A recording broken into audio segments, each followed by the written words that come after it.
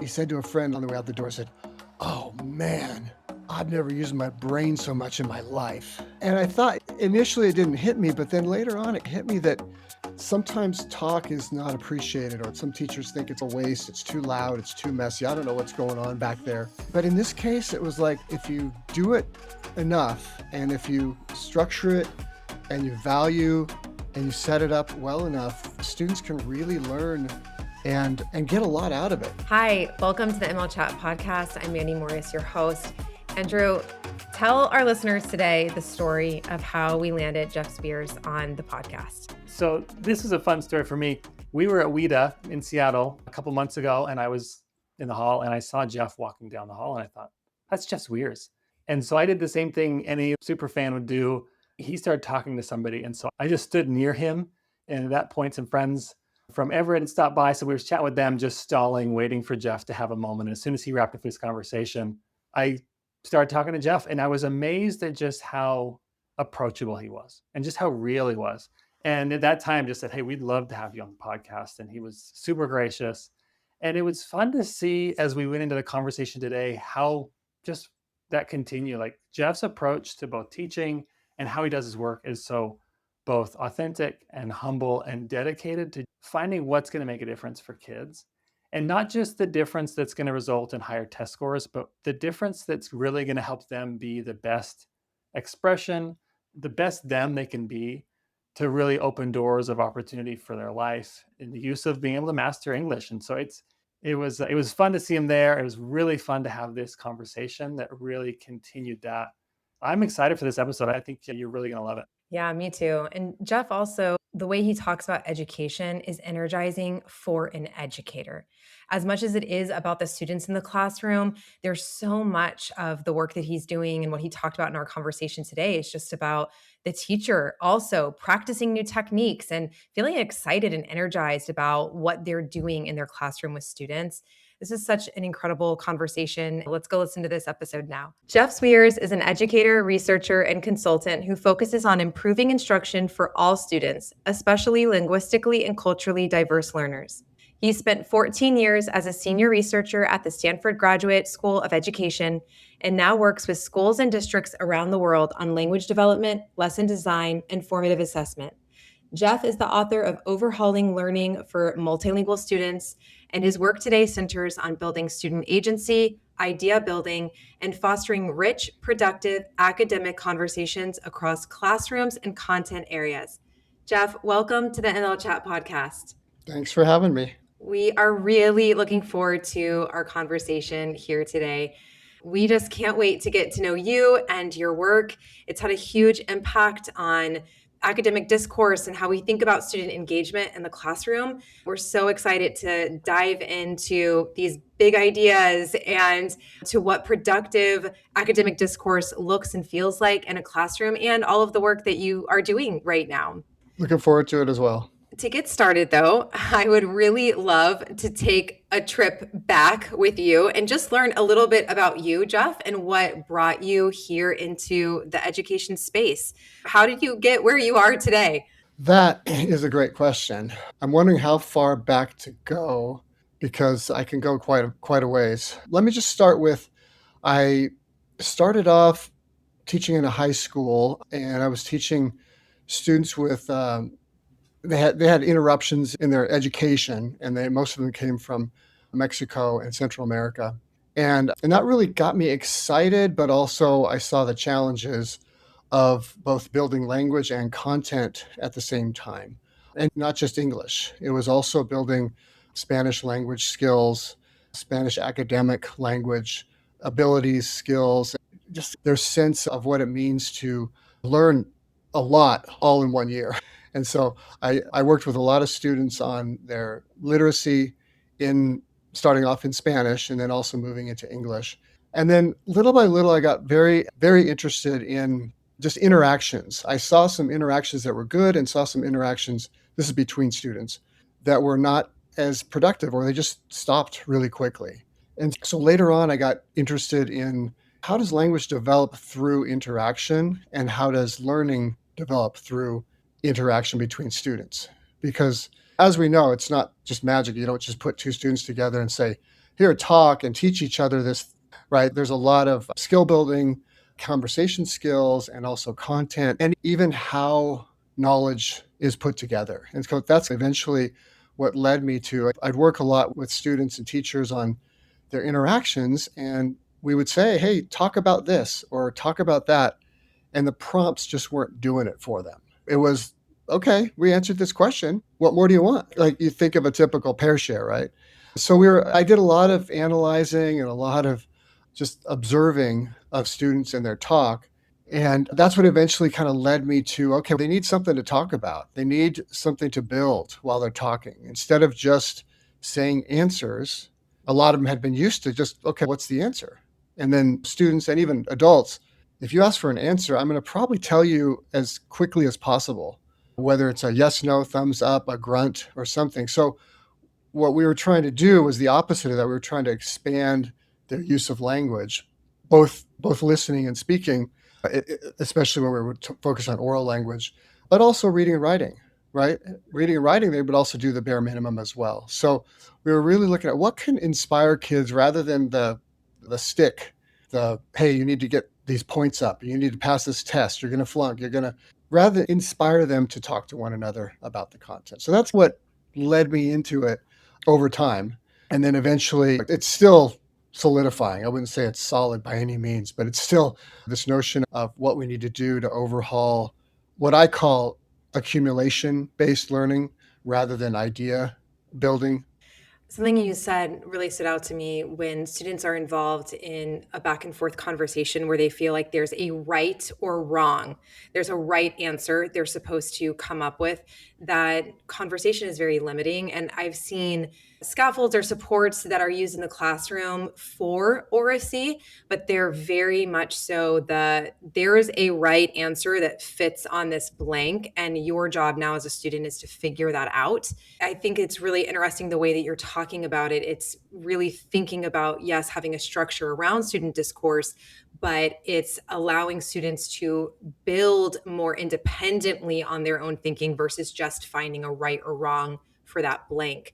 So you're in the classroom and you're in high school, you're seeing students who are SIFE and SLIFE, and what that is a tough education space, right? Even now, even today, like it is really a challenge. Like you pointed out, language and content at the same time. You're in the classroom, you're grappling with these really urgent needs. And how does that get you to Stanford? Like, where's the jump between your experience in the classroom and then how does this start to turn into research for you? And again, I ended up working as in a professional development center at Stanford. I worked for a while with Kenji Hakuta and just learned a lot about both the strengths and weaknesses of educational research. And so I leaned toward more of the qualitative in the classroom. I would call it a little bit more messy types of research, which really included a lot of observation of classroom discourse. Even though you can code for quite a few things in class, it's really a lengthy process, and sometimes it just got a little bit too crazy or messy for practicality. So as I was at Stanford and doing this, I leaned into, okay, what's the most practical, and I'm going to use the quotation marks. What's the most practical research for teachers to use on a daily basis? And so I started heading in that direction. And that's what got me into kind of more on the professional development side of things and even doing some research on professional development. But most of it was focused on how do we improve classroom, especially paired conversations. You can look at whole class conversations or large group or small group, but I focused on the paired interactions just because they interested me and because I felt you got more language per minute. Like you got more listening and more talking from each student per minute. And that's when I think, I don't know when I wrote the book Academic Conversations, but that book helped focus me on that work and what it takes to have a really good, excuse me, good paired conversation. And that's where I'm still at right now, even though this last book that you mentioned zooms out a little bit into what can we do for curriculums to help support both learning, all that stuff, learning of content, learning of language, social relationships, interacting with each other, and student agency. One of the big things that I've seen, at least in the last 5 years, is in doing this work is when students they start to communicate their ideas, they feel the sense of student agency. So that's kind of where I might have skipped over a few things, but I've landed in that space of, hey, what are we doing for students to value them, not just doing it for points in the schools. It's what are we doing for individual students, these very brilliant, unique students that they deserve more than just being funneled into being test takers. Jeff, it's so cool to hear your story. It also feels like you were born to do this work. And as you talk about even your start in high school, teaching high school, it feels like you've been doing this work like from the very beginning. Like it's just in you. I'm curious, tell me about a time where there was maybe like an aha moment, like an experience you had that really shaped or reshaped how you thought about either student learning or you speak of the PD space, how teachers can best teach. Yeah, I mean, there's probably several in terms of students, looking at when I was working with students, but there was one time that we did mostly it was probably 45 to 50 minutes of oral language work, several strategies in a row. It was mostly talking. And it was I think it was in a very diverse high school setting. And on the way out, I heard one of the students that I had been filming on the way out. I know actually I don't think it was someone I had even been filming. There was someone else in the other side of the room. But he said to a friend on the way out the door, said, "Oh man, I've never used my brain so much in my life." And I thought initially it didn't hit me, but then later on it hit me that sometimes talk is not appreciated, or they think some teachers think it's a waste, it's too loud, it's too messy. I don't know what's going on back there. But in this case, it was like if you do it enough and if you structure it and you value and you set it up well enough, students can really learn and get a lot out of it. I've done professional development sessions where I say, what are some of the advantages of students talking to one another about academic stuff? And we'll come up with 25 advantages. Okay, so that's another example. And the 25 is like, so with all these advantages, why isn't it happening more? Why aren't we what's happened to our teaching, our curriculum that limits the talk? Because as we all know, most people listening here know, you can either shadow a student or observe classrooms and see very little, very few, whatever, a minute and a half of talk in a day or something. There's just these statistics in most studies that do this that show that there's very little talk. And whenever I am with kids and hearing this talk, like that example or other examples where I'm just listening to a pair and they're doing I tend to focus on two main skills: clarify and support. So I just have these hand motions where, if anyone's watching this, you can see the hand motion. So clarify is one, and then support's the other. And in almost every lesson that I model, when I do model lessons, I'll teach these skills. And it's just beautiful when a kid, he or she will almost like, I'll say, if the conversation stops, try one of these prompts for this is what do you mean by, or can you give an example of? And when they do that, it's a little bit clunky. It's not authentic, but the other student, and this is what's amazing, the other student doesn't treat it as inauthentic. The other student was waiting for it in a way. And almost always when I'll get a kid say, "What do you mean by that?" In a like a fakey way. But the other kid will go on for 3, 4, 5 more sentences, almost like the other kid was waiting for it in a way. And so when you see that, it's kind of like these kids, a lot of them are waiting for that question from a partner or a peer. And they're, in a sense, not all of them, but some of them are just waiting or bursting. Some are bursting at the seams for chances to share their thoughts or their ideas. And that's what's exciting. I love that. And to your point about the 25 advantages of speaking is I think it's oftentimes overlooked because we're so focused on the teacher delivering the content, getting what Mandy was talking about of, okay, let's just get you to the right answer so we can go to the next lesson. And that's part of what, I mean, a shameless plug here, part of what we love so much about the work we're doing with Flashlight is just creating a safe place that's asset-based for students to just talk, just get them talking, expressing with authentic content aligned prompts. And there's so much learning that happens in just them having that loose, free expression of language. Exactly. For as much conversation as we as professionals in the space of ELD have been having around student conversation in class and academic discourse in class, you pointed out that it's still really not happening that much.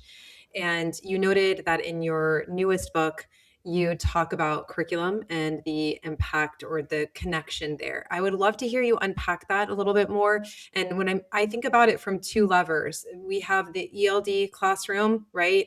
Thinking about secondary, and maybe you've got an ELD class period. And then you have everything else happening in that student's day, all of those other 6 periods of the day that are content classes. And then, of course, in the elementary school experience, the model can vary quite a bit. I just wonder, what is your perspective there about that lever that is ELD curriculum, and then also that other lever that is content curriculum that our students are sitting in those classes?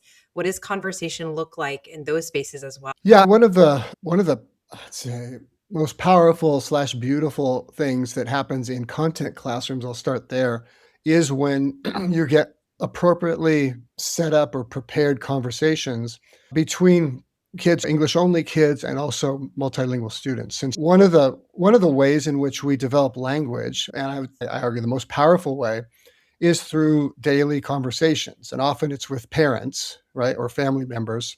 And so you think about all the 5-year-olds that show up at school, they haven't had grammar activities, they have not had vocabulary exercises or quizzes, and yet they're speaking pretty well. And why is that? Is because they've been immersed in practical, hey, get things done language, and also some idea building. How does the world work at home often? And in some cases, it's preschool, but preschool often has a lot of talk as well, right? It's not all this grammar.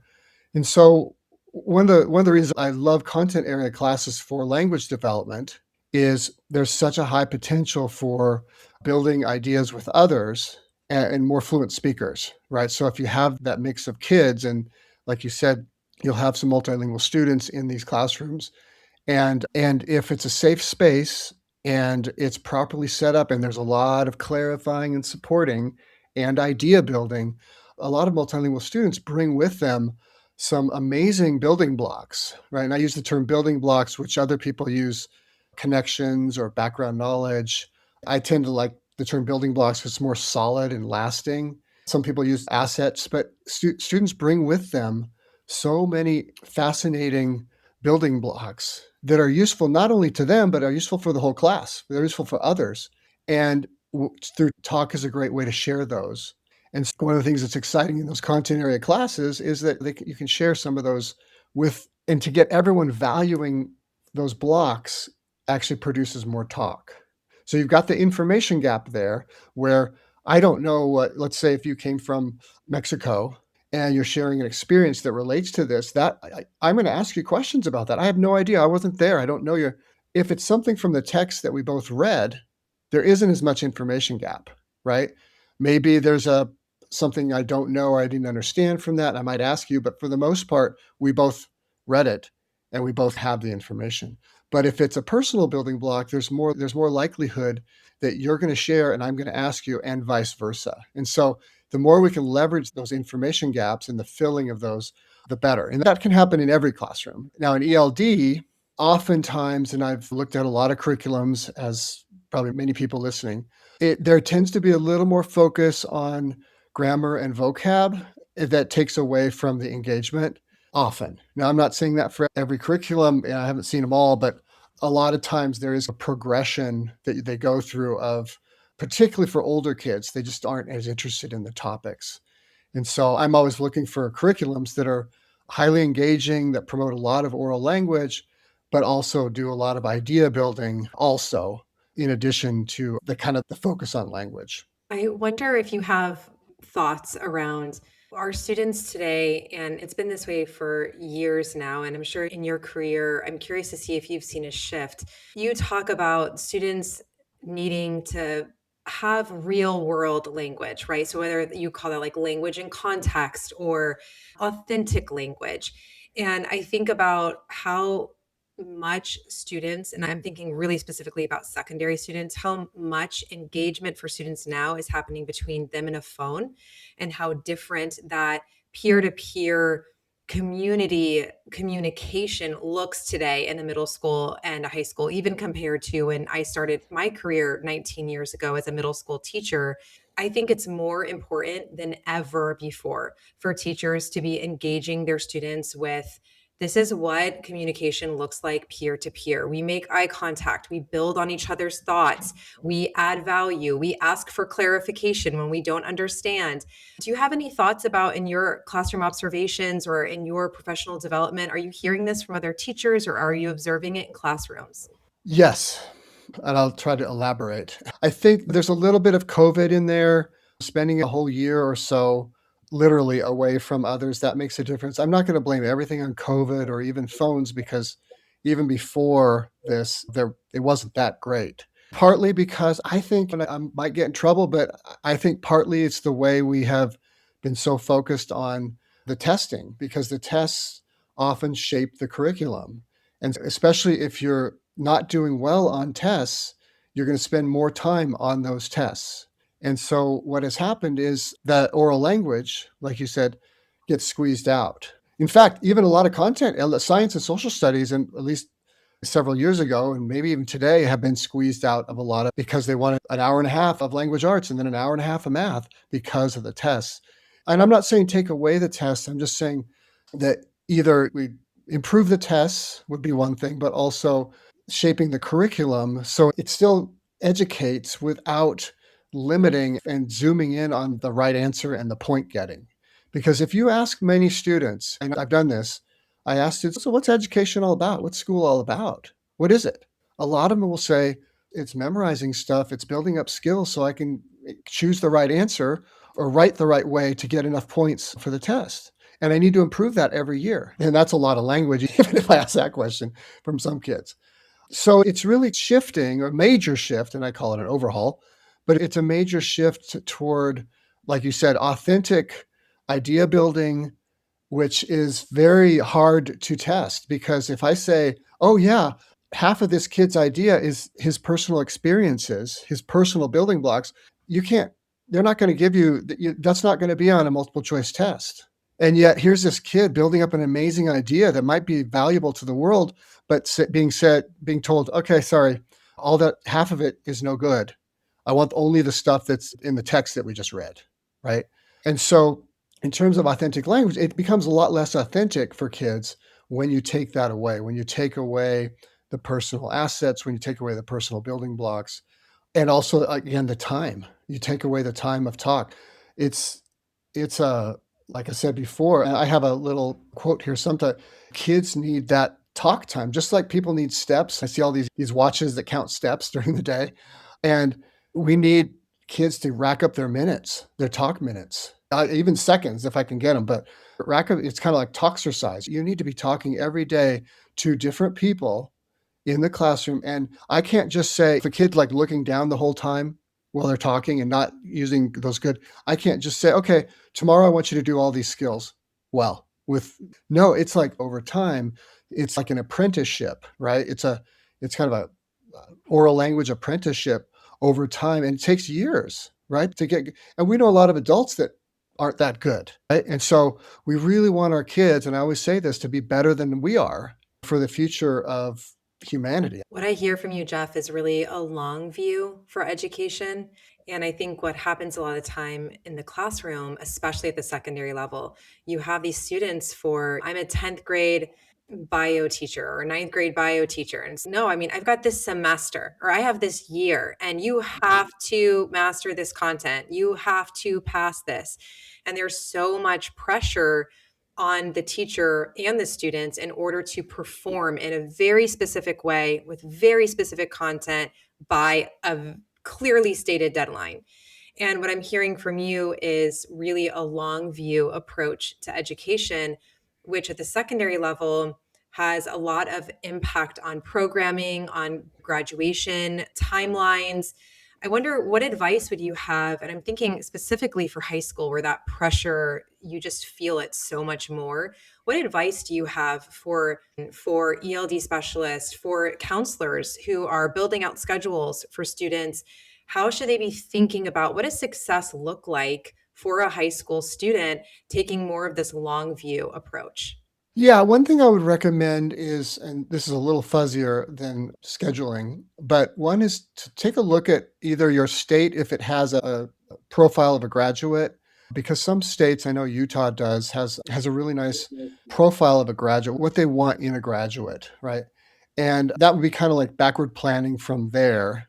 Then you also have to figure out how radically, because a lot of schedules in high schools they're hard to change. They're set for so it's the long view would be little by little, how do we make this class 2 semesters because we think it's more needed than one. We think it's really important. And then I also realized that playing Tetris a lot with these classes because you're moving things around, you have schedules. So I don't have a small paragraph piece of advice for the scheduling, but I would say, and this is I'm working with secondary schools, take some units that you instructional units that you have and start to think about what would be a big idea. And it doesn't have to just be one, a big idea or an argument that you could work toward in this particular unit. Now, this works a little bit better in some classes than others because I know for example, biology has a lot of things to, I'll just say it directly, to memorize. But there are some systems that work together that would fit under the kind of big idea level that you could fit some of the many facts under. So that's what I would be looking at. I still want them to, the standards are still good, and we want students to learn these standards, but a lot of standards can fit within a big idea. They don't have to be just spread out and random, right? It doesn't have to be, okay, I got to memorize these 10 things. Most of them, if not all of them, might fit within a larger idea in the discipline. So, this example of animals adapt to survive, for example, in a third grade classroom, we did something called an activity called a stronger and clearer, which is essentially three pair shares in a row. And the nice thing about this particular activity is that you get a chance to share an oral rough draft. So the first time you share is not a big deal. It's not the stressor that it might be if you were asked to share. Okay, yeah, one time to share, here's your pair share, and that's it for the day. You get to say what you want to say and then have your partner ask you any questions, clarify or support questions. And then also you can use some of the content from your partner. So you share for a minute, your partner shares for a minute, and then you go to a next partner and you ideally you make it stronger and clearer. You add content from your first partner and then and you probably will add some clarity as well because you might have realized, hey, I said something that my first partner didn't really get and my first partner asked about. I'm not going to share it that same way. I'm going to share it the new way, the way that when she started nodding her head, I'm going to share it that way with my next partner. And some of this is subconscious, but a lot of times what you'll see this powerful growth even in the span of 15 minutes. You'll see this powerful growth of oral language. They'll share more and they'll share it more clearly, and often they'll even borrow vocabulary from their partners and sometimes even grammar. It's hard to notice that, but so it's a nice little activity that, especially for larger questions, kind of idea level questions that shows kids, hey, I can build up ideas. I started this idea building concept, and it wasn't really me that started it. There's big ideas have been around forever, but and I noticed that a lot of like in masters and doctoral, their final test is an oral defense, and I thought that was very interesting. Why don't we do that in younger grade levels? Maybe there's too many people or too many students. But the idea of an oral defense is really fascinating. I've done this a little bit with kids, like when they volunteered, I've said, hey, here's this idea of animals adapt to survive. Tell me about it. Build it up for me. Communicate that idea to me. And they might stop a little bit. I might ask them a clarify question or a support. Oh, wait, can you give it another example? Is there any other type of adaptation that they have? Oh, they also adapt to escape from predators. Oh, can you give me an example of that? In a way, and so I'm working with some school districts now on this notion of an oral defense. I don't know if we're going to call it that, but this oral exam where you're actually testing for an idea. I'm also working on a conversation that does the same thing where two kids are conversing so that the assessment is okay, you're going to talk, you're going to have a collaborative argument at the end of the semester about a topic that you will have read about. You'll be prepared, but I want you to and I'm going to just going to assign students and we're going to record it and that's going to be the assessment. So it's a way to show the value of assessing both kind of the one-way communication but also the two-way. That reminds me a lot of something you shared in your session at WIDA, that just this idea of students being able to share unique ideas, and that when you can give them the space to create ideas, it's no longer, okay, what should I be saying and what shouldn't I be saying and what's right and what's wrong. It's, I can contribute something that's authentic and personal and real, and it's valid just because I'm sharing it. And that's, I think, the beauty of language is it's not right or wrong. It's, I'm contributing to the greater space with an idea, and it produces like a real interaction with somebody else that I think just excites learning. It's a lot of kind of that love of just, I can add to this space. Yeah. I'm curious, it's, when you look at it that way, it's so beautiful. And then you also step back and you look at the challenge that our teachers face, which is you got this test coming up that is going to reflect on them in the school district. You've got, of course, the students who are wanting to exit. You've got this list of standards and the things. How do you, it almost feels like you're trying to help shift the focus from not just the things you got to teach to get them to exit, to just like that excitement and that growth of producing language. But as you're working with teachers, how do you help them make that shift away from all the list of things they got to do to get this kid to exit to just helping put language in the air, make language come to life for students? Yeah, I wish I knew. I've been doing that quite a bit, but then if you're talking about spreading it out, disseminating, it's a challenge because we've been doing things a certain way for a long time, and curriculums have been doing things a certain way for a long time. And so to redirect that ship, that huge ship, is tough. So what I tend to do is I tend to start off with just the strategies, like the one I just mentioned, the stronger and clearer. That's often a good foot in the door because a lot of teachers, and I say try it 5 times because the first 4 times might not go well at all. Try it 5 times, ask your students about it, observe your students, see if it's a good use of time for your students. It might not be, most of the time it is. Also, do a pre and post write. So if you're into writing, and have them do a pre-write and then have them do a stronger and clearer and then have a post-write on the same prompt, see the difference. And then some teachers aren't convinced until they see that and they do the pre-post. They're like, okay, I'm sold. Others are just enhancing your pair shares. For example, a lot of pair shares, like I said before, are just one sentence here, one sentence there, or one sentence and you stole my idea. But if you enhance them a little bit, not a big deal. Okay, I'm still doing a pair share. But if I say you're building up an idea, you're helping your partner build up idea, I want at least one clarifier, one support question from, if you're listening, and then maybe something, a little bit of writing afterwards, not a big deal. But most of the time I have to make sure there's an information gap. There's a reason to talk. You're building up an idea and you're clarifying and supporting. That's often enough to get kids to speak 2, 3, 4, 5 sentences or more, right? So getting those activities, there's also an activity that I do called pro-con, right? Which is a structured activity. You're talking about pros and cons of something. And then after that, after you get them hooked, hopefully hooked with some of these oral language activities, then I start talking about, okay, let's talk more about idea building. If you like this, then let's also talk about how do we shape our units, the instructional units, to help build up ideas. Then that's when it becomes a major, the overhaul piece. I really like that. And it reminds me of a quote that a mentor of mine shared years ago and has really stuck and makes more and more sense the more I live my life is, you don't think your way to a new way of doing, you do your way to a new way of thinking. And that is, we can talk about this all day long in a podcast, or you can read it in a book and you can process it. But until you start doing, and then in the act of doing, like you're saying with, okay, you know what? Do it 5 times, just do it. Then you start building that, like, you see how the students respond, you see how you're engaging with it, you see how the kind of the results in the process.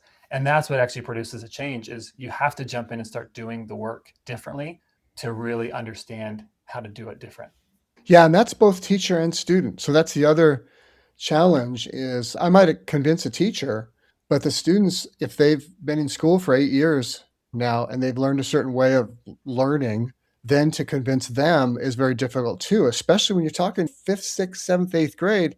Kids start getting real self-conscious about their talk and how they talk and if they talk. And so to get them into the space, to get there, hey, this year, like even if a teacher says this year we're going to talk a lot, that, like you said, it's a lot of doing. It's not just saying, hey, let's talk a lot. And suddenly the kids are just talking like crazy the next day. It's a lot of doing these types of activities.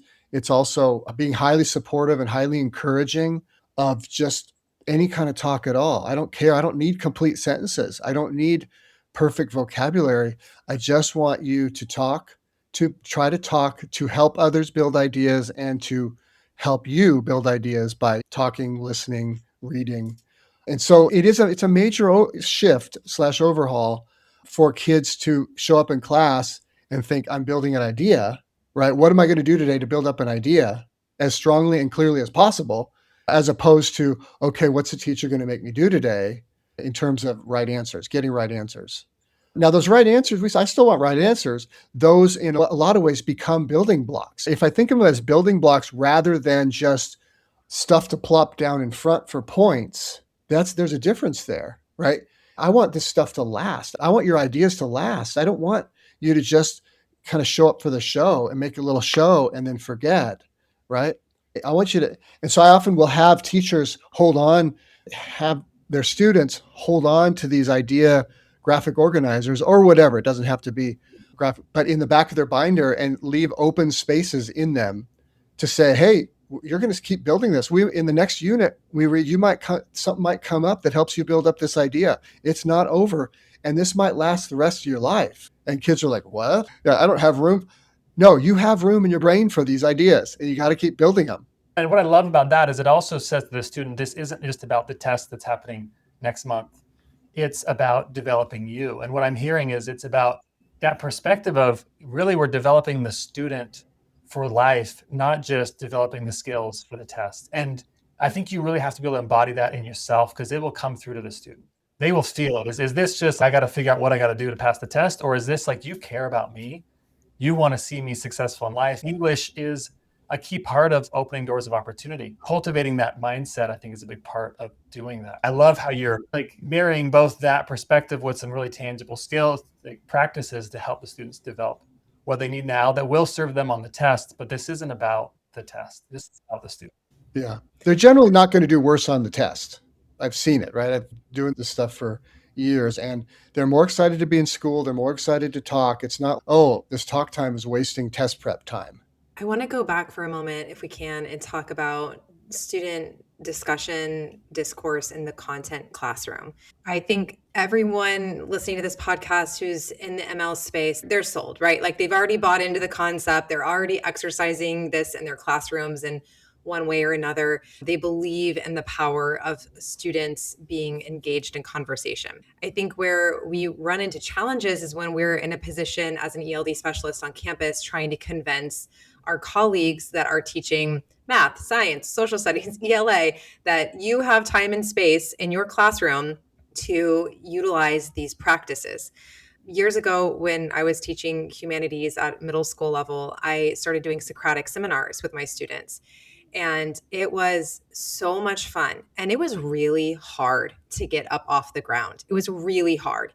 And it took multiple attempts because the first was a total fail, right?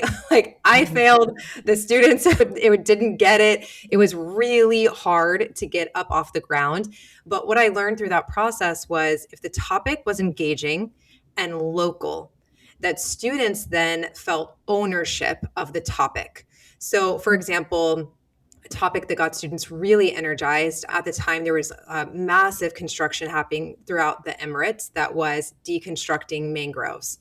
And that's, of course, really important for desalinating the water ways. So this was a very controversial topic in the Middle East at the time. Like, how do we continuously tear down these mangroves in order to build and add more islands, et cetera?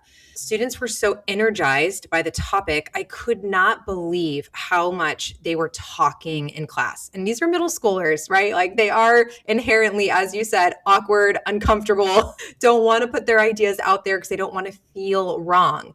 I wonder, what thoughts do you have for what do these practices look like in a core content classroom? Or how can ELD specialists really be an agent for change and shifting mindsets that you can have student discourse in a core content classroom?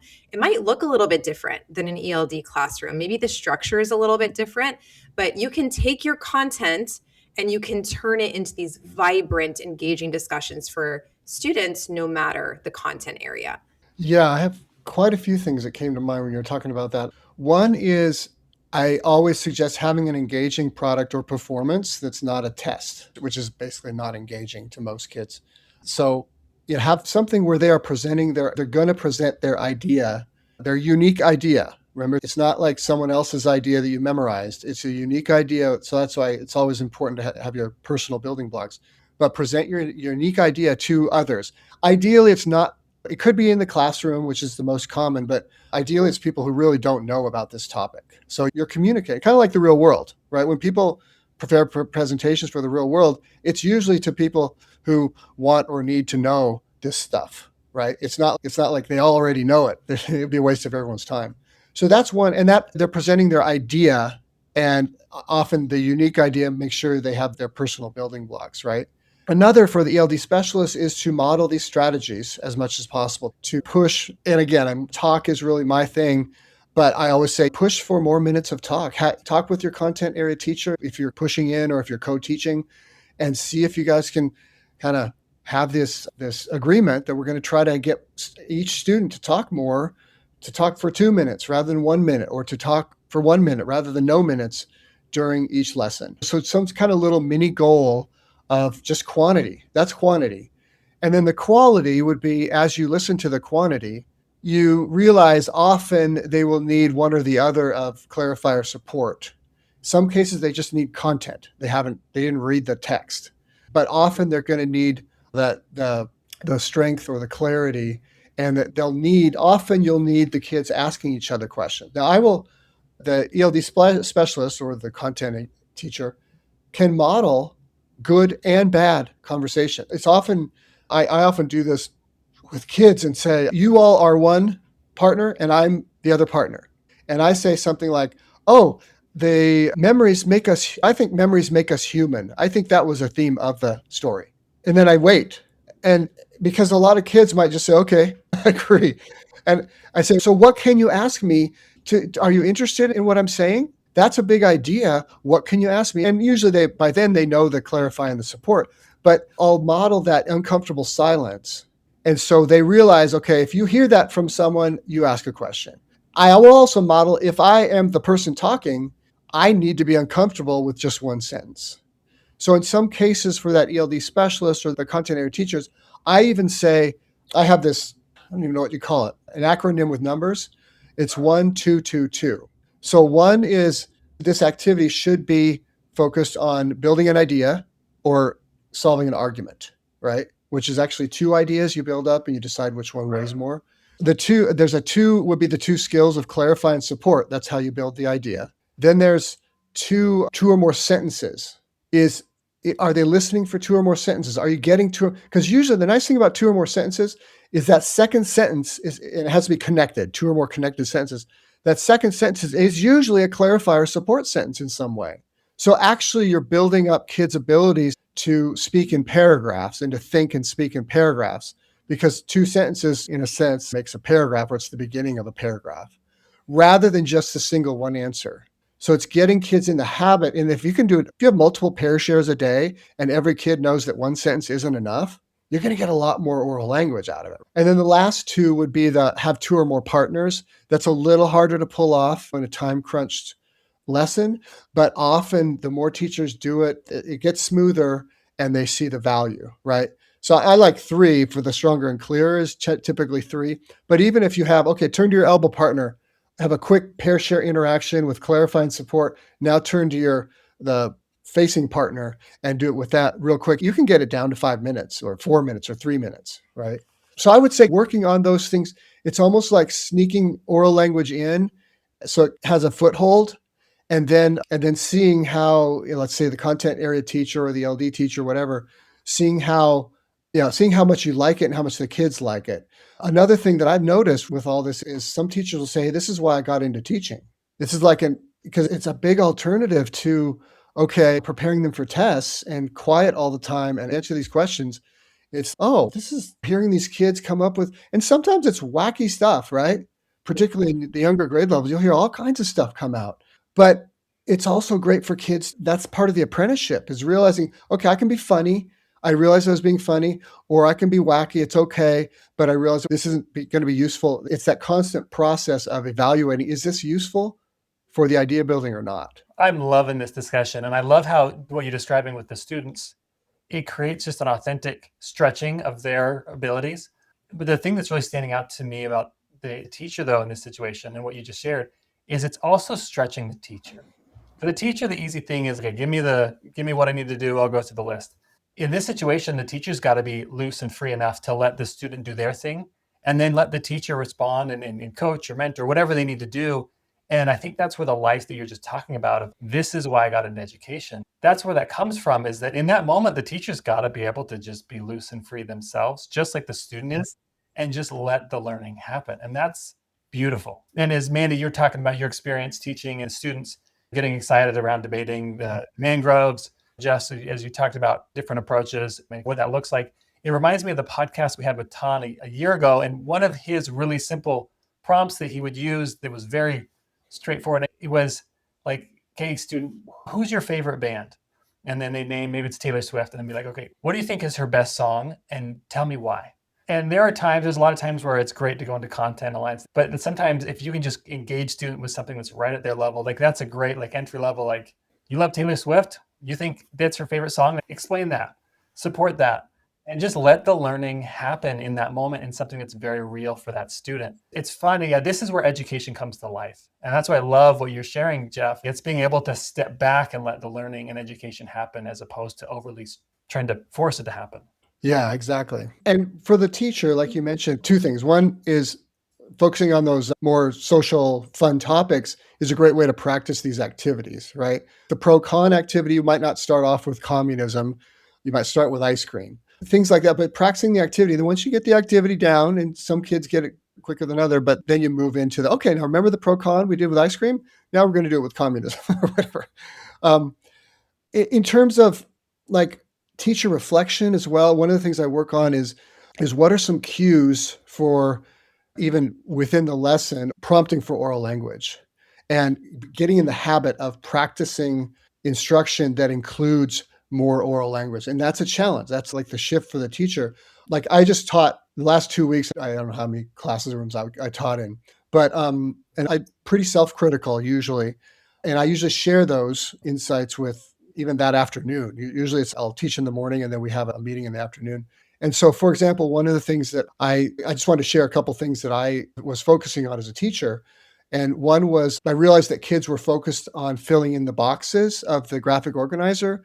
And so I coined the term fill in the boxes itis. So I'm trying to prevent fill in the boxes itis, even though we still want the graphic organizer. So don't want them to think this is just for filling the box. This is, like you said, this is for your lifelong. This is going to be in your head. I want this in your head for a long time, and I want you to keep building. I don't want, this is not done when you fill in all those boxes, right? And so that's one thing. Another is I tend to interrupt a lot because I didn't prepare them well enough for certain things. So I'm trying to figure out what it means to prepare kids well enough. And granted, I'm coming into a classroom I don't know very well and teaching a content right in the middle of a unit. But at the same time, it's always something to remind me, okay, how can I prepare them best so I'm not interrupting them? And then finally, I think I'm always reminding them of the big idea. I need to be obsessed with the big idea. So it just reminds them to get over the hump of accumulation, right? Or getting points and just maximizing the minutes of talk, right? So it's every few minutes, they're turning to a partner or they're saying something to me or we're modeling a conversation skill. So it's constant, but it's also really exciting. Like you said, it's for the teacher saying, this is why I got into teaching. I'm exhausted at the end of my life. But it's a really good exhaustion because I've been trying to help these kids build ideas, help them build skills, help them build language, and hearing some of the things they say is really exciting. It's really exciting. I think what can be really challenging and zap the joy out of teaching is when teachers feel an incredible amount of pressure to be on a certain page on a certain day. And we talked about this briefly when Steve Gill was on the podcast a few months ago. And his response was, Teachers whose students score well on state assessments are generally left alone. So I loved his response. But I think a lot about that. I think I have a son in 8th grade, and the other night I was doing dishes after dinner, and I'm so tired. It's the end of the day, end of the workday. And he walks over and he's, Mom, why is communism bad? I don't understand what's bad about communism.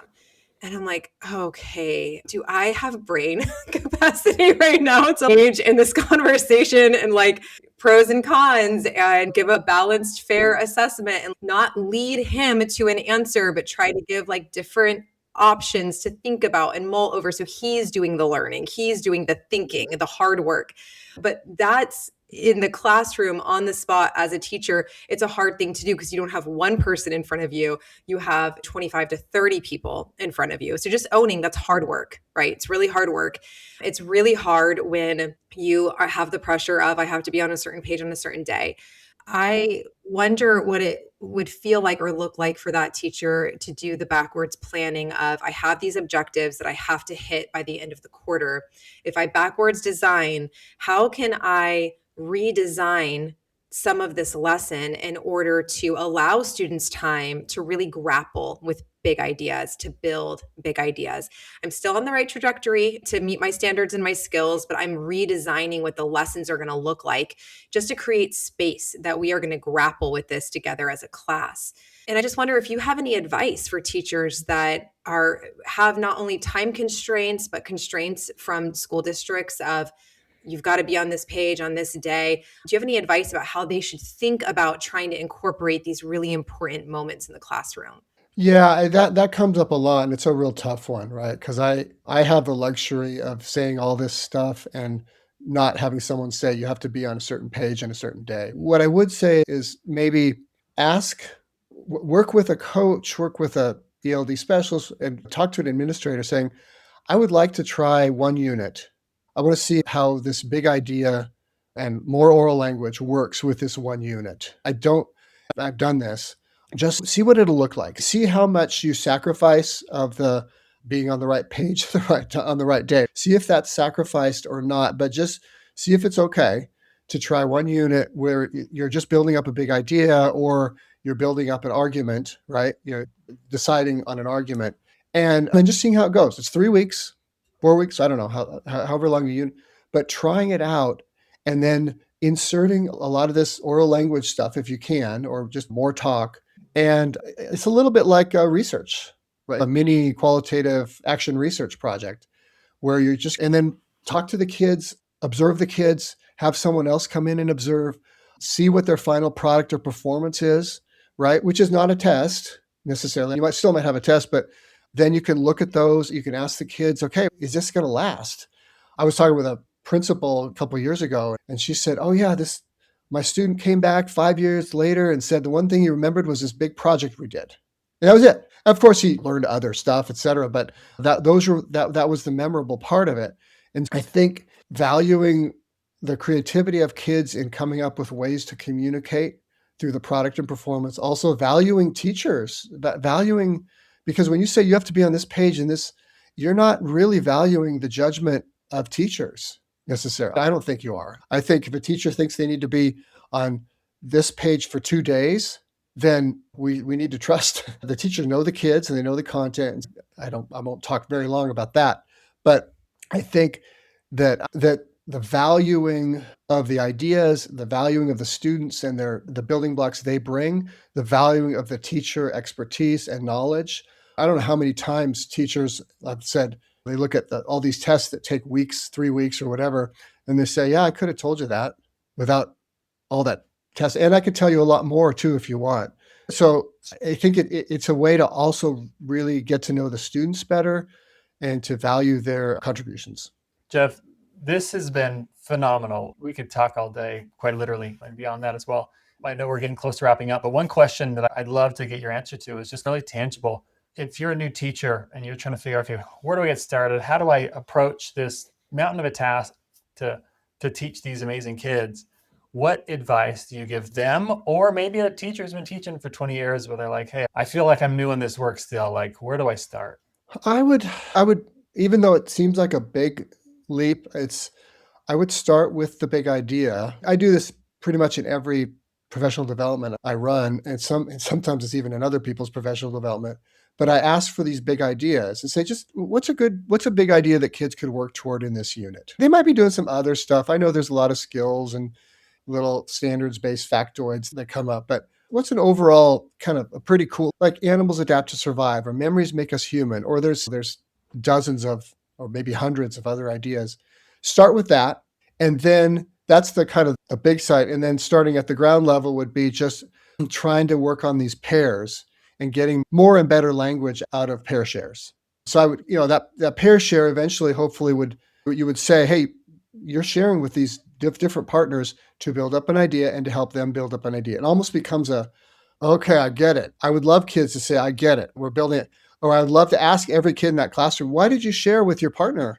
We're trying to build up this idea that's up on the wall. Great. That's exactly what I want to hear. Because most of the time, if you ask them why they shared with a pair, with a partner, it's because the teacher told me to. And usually that means bare minimum. Usually it means it doesn't last for either kid. What I say doesn't last in my mind, or usually, not all the time. But if you have this idea building mindset that, okay, whenever you share, or whenever you, and I extend this out, whenever you read, write, speak, do art, whatever, you're communicating, either you're communicating into or out of, in order to build up ideas. So I guess that's what I would say. That was a good question. I don't get asked that very often. One thing what I hear from that is, as the teacher, it's your job to create the structure that then the students can fill with language. And I love that, because in some ways it is more challenging for the teacher to really learn, whether it's being confident in your questions and your structure to then step back. That takes work. But as you build that and more confidence in that, the students then have that flexibility and that freedom to just fill it with their unique expression of ideas and language. I think there's the kind of thing that it's easy to hear maybe on the podcast right now and be like, okay, I'm getting it. But as soon as somebody listening tries it once, they're going to be, okay, I struggled here or there. Where should our listeners go to learn more about your approach? I don't know if you've got any books or any resources that you'd say, hey, this would be a good place to go to continue to build out that skill. Yeah, I would say probably the last 3 books. And you might want to hunt and peck for this last book. Like I said, was a little more of an overview, a little more on the curriculum side of things.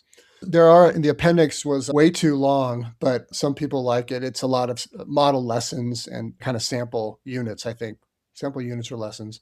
But then if you go back a little bit, there's Next Steps with Academic Conversations, which is mostly focused on conversations.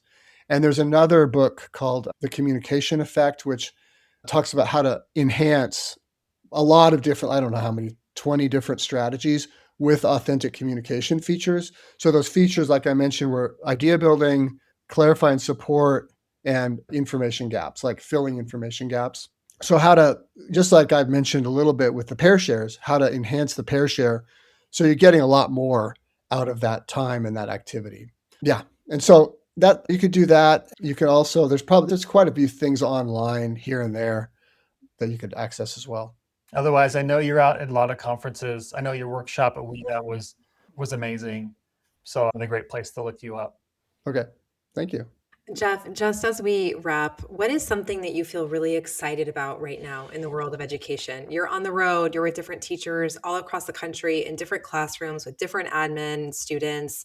What is something that you see that you just feel really excited about, or a practice that you are energized about right now?